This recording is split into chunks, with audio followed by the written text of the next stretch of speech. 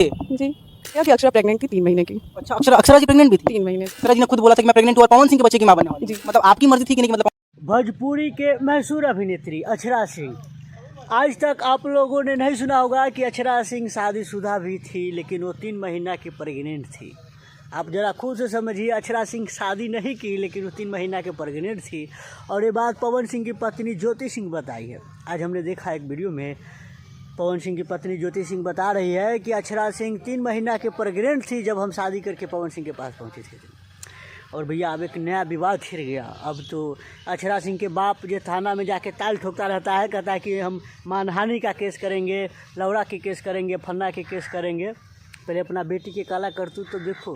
पहले सुन लीजिए, क्लिप सुन लीजिए। क्या कि अक्षरा प्रेग्नेंट थी 3 महीने की। अच्छा, अक्षरा जी प्रेग्नेंट भी थी? 3 महीने। अक्षरा जी ने खुद बोला था कि मैं प्रेग्नेंट हूँ और पवन सिंह के बच्चे की मां बनने वाली। मतलब आपकी मर्जी थी कि नहीं? मतलब ज्योति सिंह, पवन सिंह के घर वाले जो पवन सिंह जिसे तलाक दे रखा है, वो ज्योति सिंह आरोप लगाई है कि जब हम शादी करके गए तो अक्षरा सिंह 3 महीना के प्रेग्नेंट थी।